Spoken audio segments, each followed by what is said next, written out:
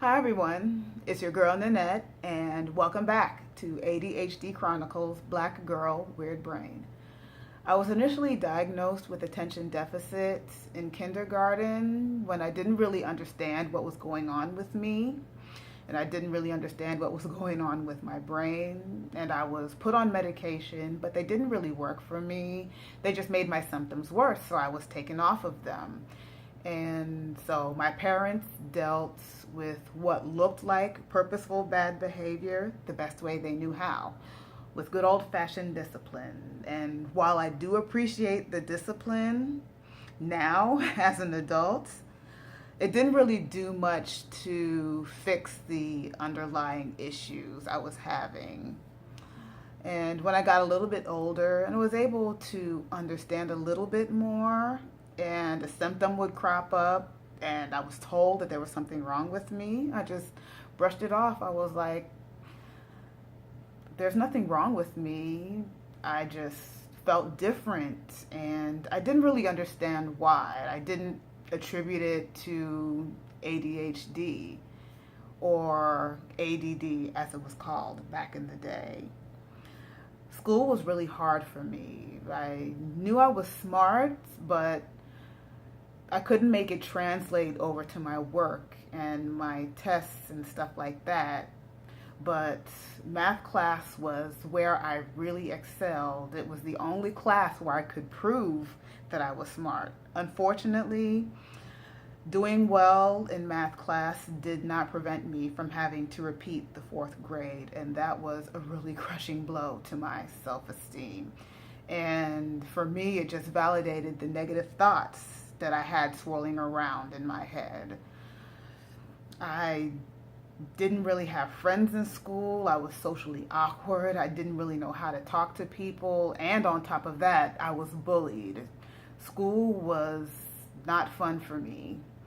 In middle school, I remember wondering why my memory was so bad. In high school, I would forget my books in my locker, so when I went home, I didn't have the books that I needed to do my homework. And so my parents made me bring home all of my books, even though I may not have needed all of my books.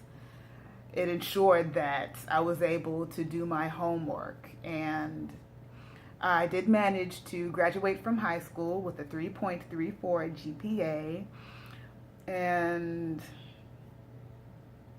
while I was able to do that, my issues with my brain didn't leave when I graduated high school. They actually went with me to the military, and the military did provide the structure that I needed, or that I didn't even know I needed.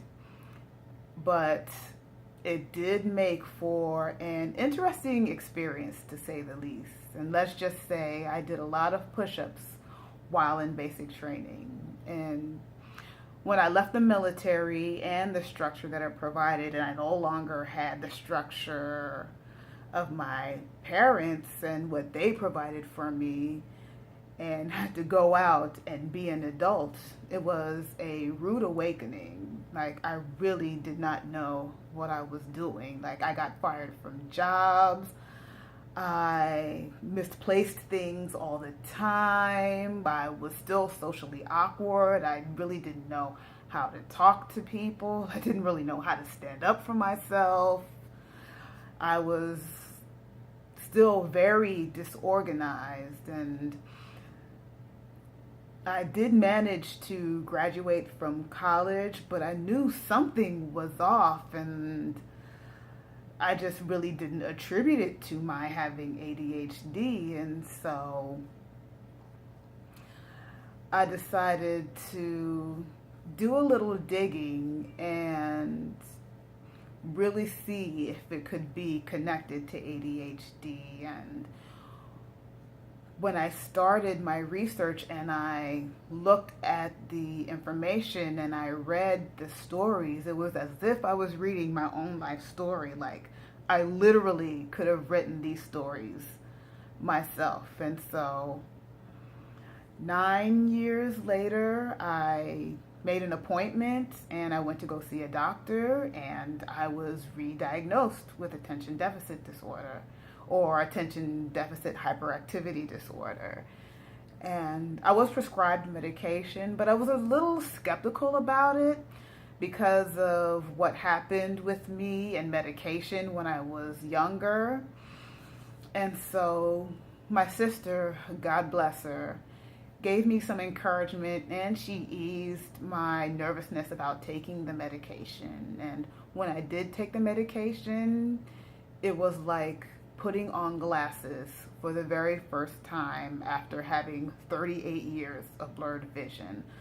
I finally knew what it felt like to feel normal, or to be an adult and not feel like a child pretending to be an adult. I was able to get myself organized. I was able to plan. I was able to prioritize. I was able to socialize a little bit more, and it really gave me a sense that I actually could do well with ADHD. And a few months after I got my medication, I started therapy, and that's when the real work began. I started working on my self-esteem and starting to really get to know myself and love myself for who I am. And so fast forward 2 years later, I am no longer on the medication, but I'm still in therapy, and I'm still getting to learn myself and learn that I'm not defective, and not stupid. I'm not lazy, and I'm definitely not incapable. I can do stuff and thrive with ADHD. And so now that I'm learning to accept myself, I'm really looking forward to seeing what God has in store for my life. And so that's my story. And while it's been a pretty rough road with ADHD, it gave me a story, and that story allows me to encourage other people and to let them know that you can make it with ADHD, and that I get it. I understand what it's like to want to be normal and do normal adult things, but your brain simply will not let you. But that's okay, because once you learn your brain and you learn how it functions, and you realize that there are some positive things, actually many positive things about ADHD, it actually becomes your superpower, and you realize the uniqueness that you bring to the world. So don't give up. The world needs you. Thank you so much for watching, and remember, you are beautiful, you are enough, and you matter. Please subscribe by clicking on the link provided, and you can also follow me on Twitter at ADHD BGWB. That's ADHD CHRONBGWB. Thanks again. God bless. Until next time. Bye.